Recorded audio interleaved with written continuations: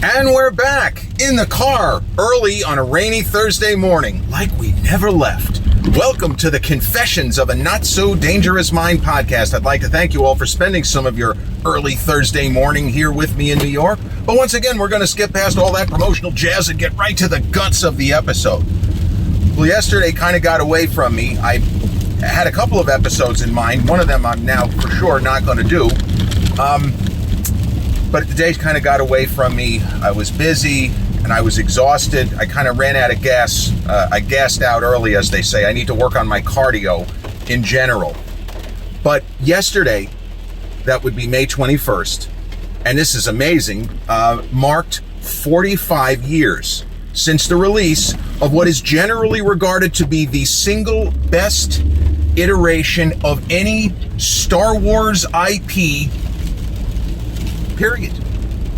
All 9 theatrical films, all the TV series, all the spin-offs, all the video games. 45 years ago today, saw the release of Star Wars Episode 5, The Empire Strikes Back.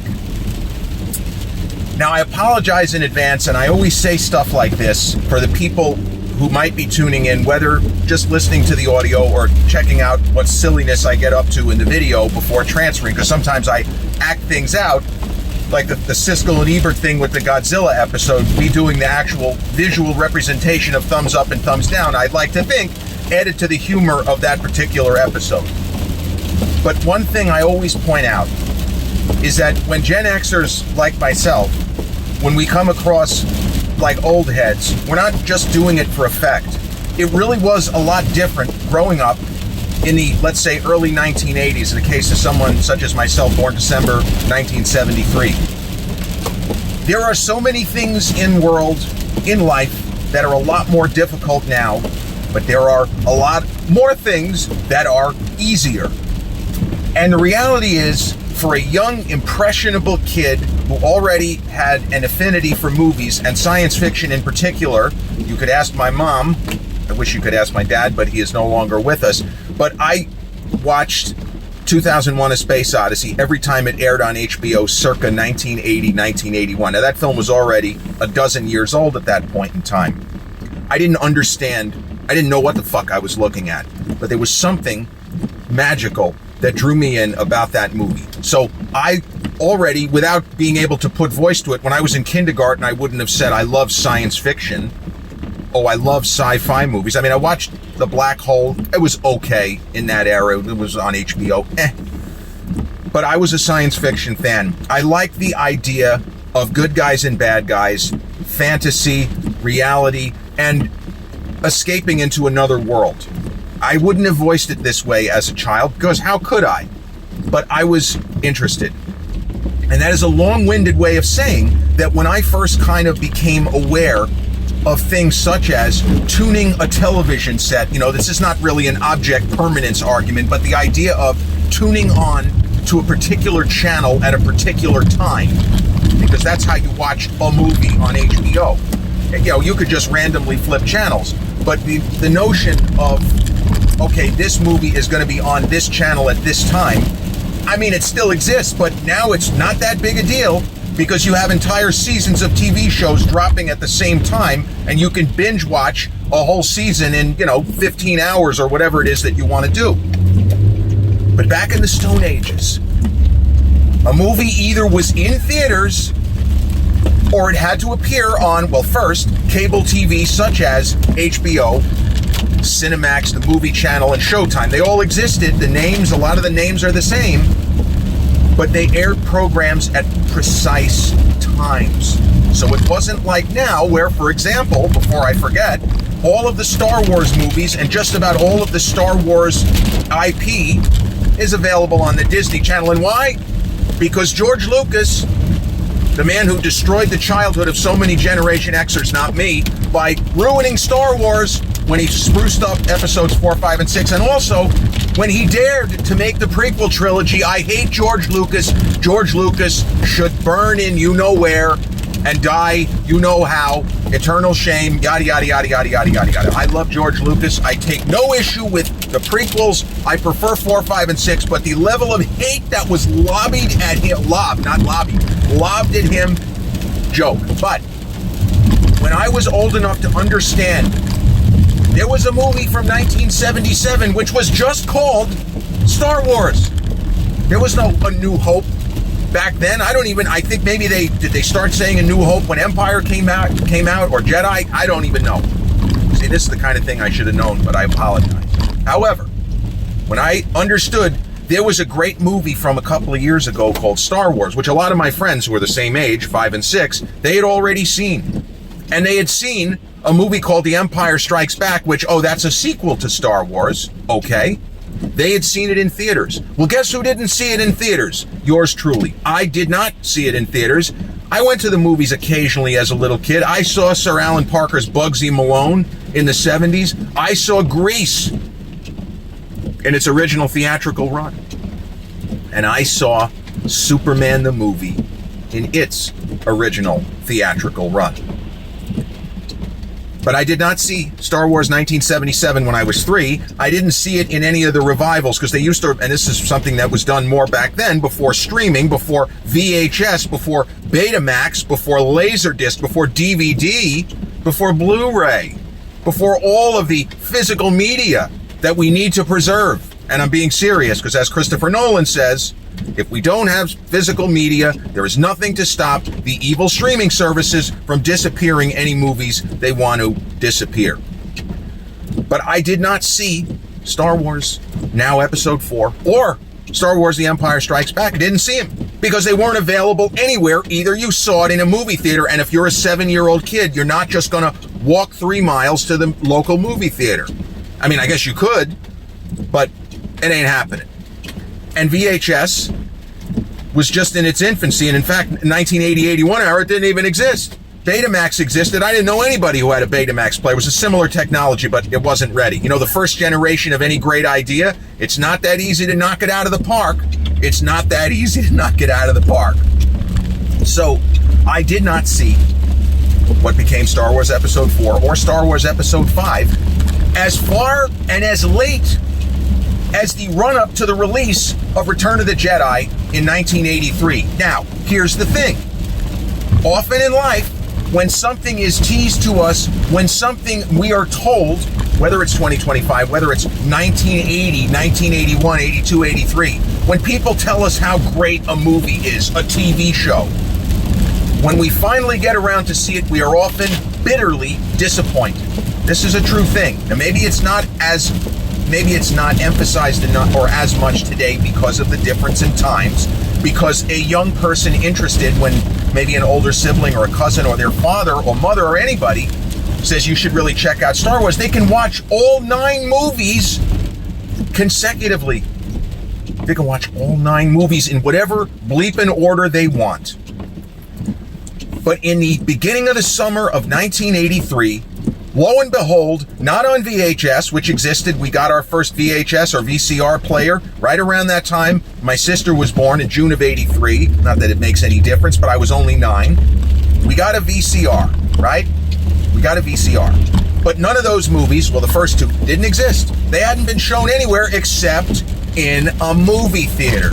Well, in May of 1983, presumably to help build, as if needed this, more interest for the theatrical release of what became Star Wars Episode 6, Return of the Jedi, Star Wars Episode 4 aired on good old HBO.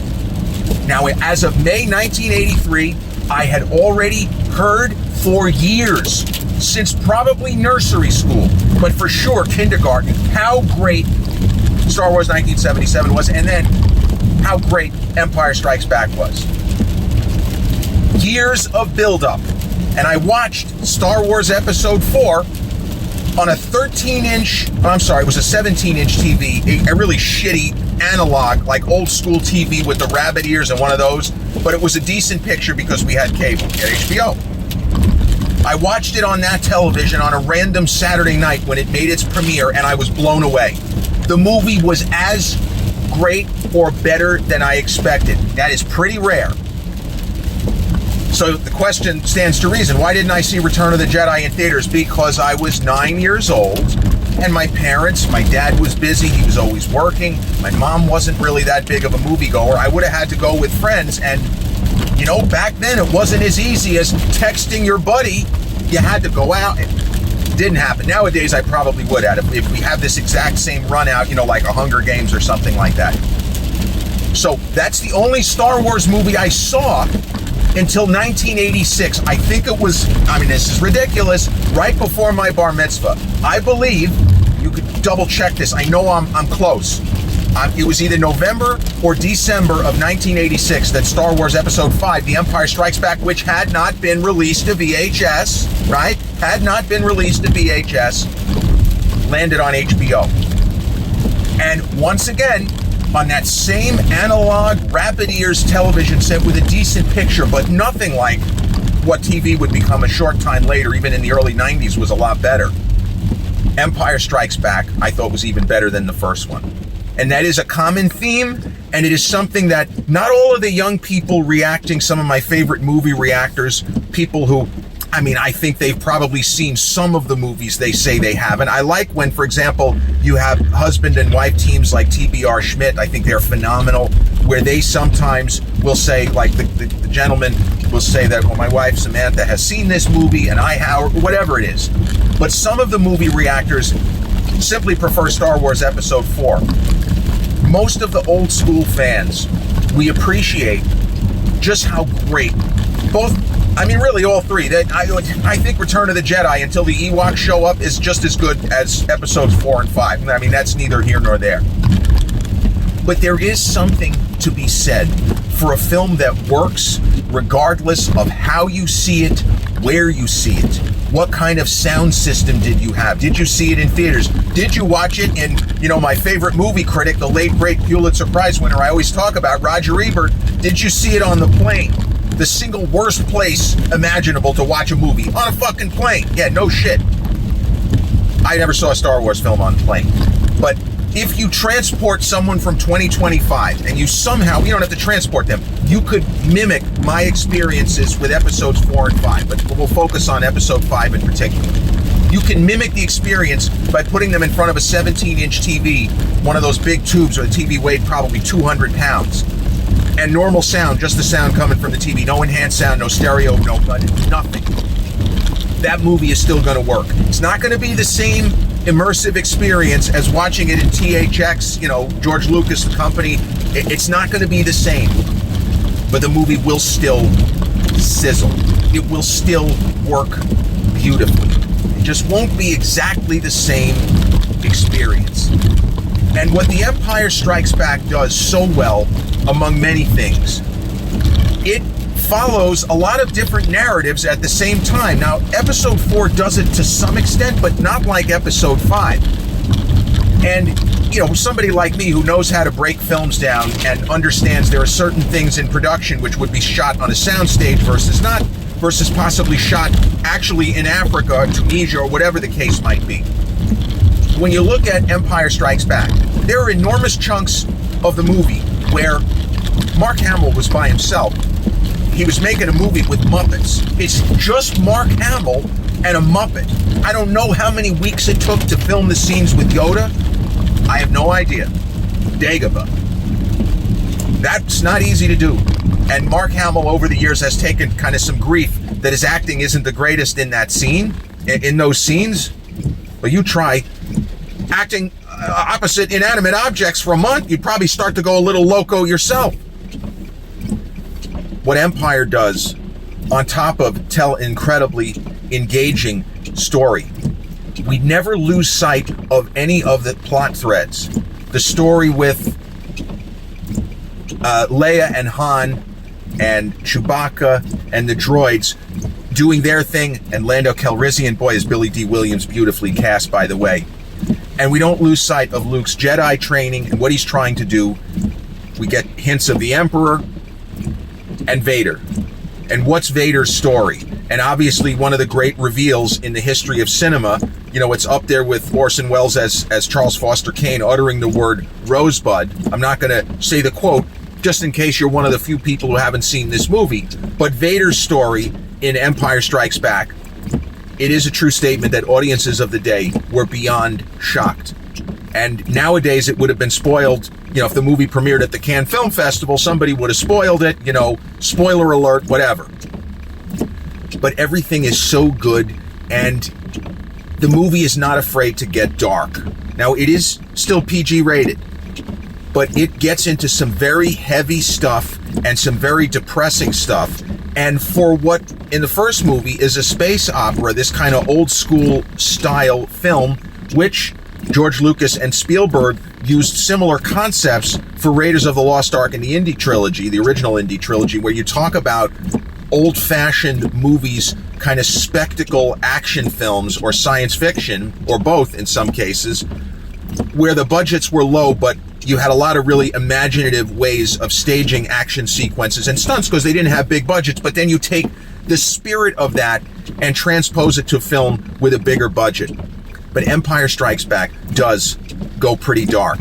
And I think that audiences of the day, despite the fact that the movie kind of, and this is not really a spoiler, it kind of ends a little bit down. Well, more than a little. It ends down. I'm not gonna mince words. It ends down. The Empire has the upper hand. And I mean, not to be a schmuck, but the title of the movie, The Empire Strikes Back, kind of suggests that the Empire is not going to take, how dare you destroy our death weapon that can destroy entire planets? How dare you murder our beloved Death Star? How dare those dirty, rotten rebels, right? Irvin Kershner may have been considered an unusual choice to direct Empire Strikes Back. Now, I was under the mistaken impression, to even someone like me with a pretty good memory, we could say, a pretty good memory. I thought, and I mentioned this on a previous podcast, so I apologize anybody checking that one out. I thought that this was on the George Lucas episode, for reference, a week or so ago, when it was his birthday, 81st birthday. I thought that George Lucas had wanted Steven Spielberg to direct Empire. It wasn't. He wanted him to direct Return of the Jedi. I had the right idea, but the wrong movie. So, Irvin Kershner, who had worked with Sinatra, I think he did The First Deadly Sin. I believe he did The First Deadly Sin with Sinatra. And I always get mixed up. I always say that he directed Patton, but I think that was Franklin Schaffner. Kershner, Schaffner. But Irvin Kershner, because Lucas wasn't going to direct it himself, George was already in his visionary idea phase where he didn't just want to direct movies. He wanted to do so many other things other than simply direct movies. But Kershner's, the way that he paces the film, it's as if he had some kind of a radar sense, just knowing how long not only to hold shots, but when he's in the editing room with the editors, knowing when to cut back and forth between Dagobah, between Cloud City and Lando and Luke and Leia, and the angle with Luke, with R2. There are so many different things happening because you can filter the last half of this movie just through Lando Calrissian's perception. Is he really a bad guy? Is he somebody who simply, the joke, not even a joke, when they talk about people in politics, are they a bad actor? And we don't mean hamming it up. Are they a bad actor, or are they someone whose hand was forced into acting badly?